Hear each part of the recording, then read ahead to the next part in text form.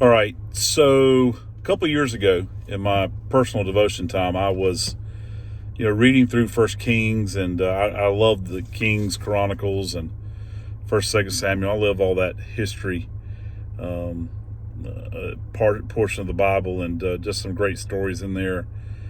As I was reading through First Kings, the Lord just prompted me and said, "Hey, I want you to read it again, and then I want you to write some things down." And so I'm like, "Okay, God." So I did it, read through it again. As I read through it again, I just kind of started writing a few things down. And as I wrote them down, after I wrote them down, I had this whole stack of papers and with some references and some notes and some thoughts. And the Lord prompted me after that, said, "Hey, now I want you to type it up."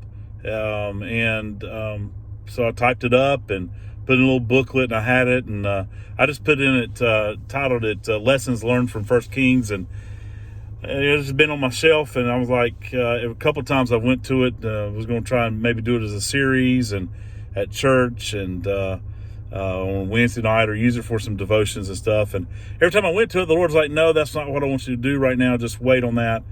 So I was just praying a couple of days ago about how, now with the coronavirus, we're not able to have church like we normally do. We're not able to interact. And so just trying to figure out a way that I could interact with people and a little more, especially congregation and maybe some friends or whatever. And so the Lord just prompted me in this that said, "Hey, now's the time." And now's the time to use your lessons learned from First Kings. And so I just want to share some of those with you.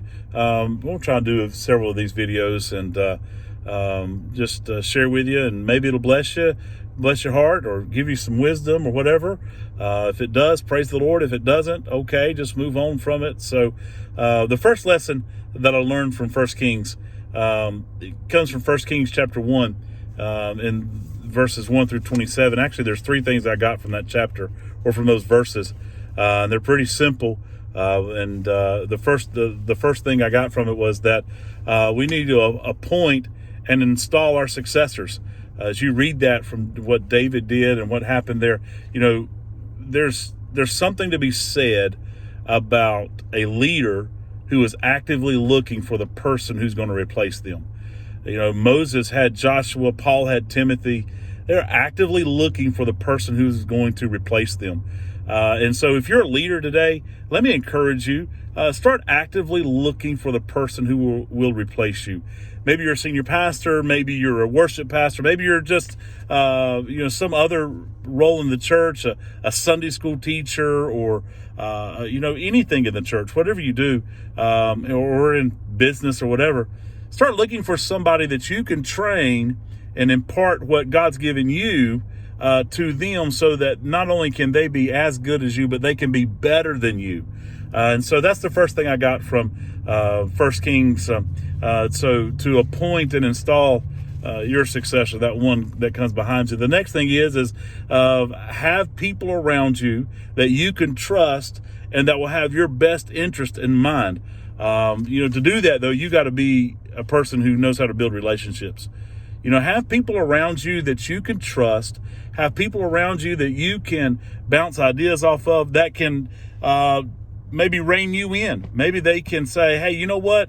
What you did wasn't quite right. Maybe you could have handled that better." Have people around you that you can trust and that have your best interest in mind. So that means you've built a relationship with them. You spend some time with them, and you're growing together. And so have people around you, and be friendly. You got to show yourself friendly to have friends. And so that means sometimes you got to come out of our comfort zone just to spend some time with people. And right now, I know that's difficult with the social distancing. So that means we got to take an extra step of maybe getting online, use the Zoom or Facebook or whatever you got to do to have those relationships and build them. But have people around you that you can trust. And that you trust, so that they can give you advice and you can give them advice. And the last thing I got from these first 27 verses here is that when you address a situation, don't be afraid to arrange for witnesses that can be there, that can see what's going on, and they can witness the truth, and then they can share their account of what happened.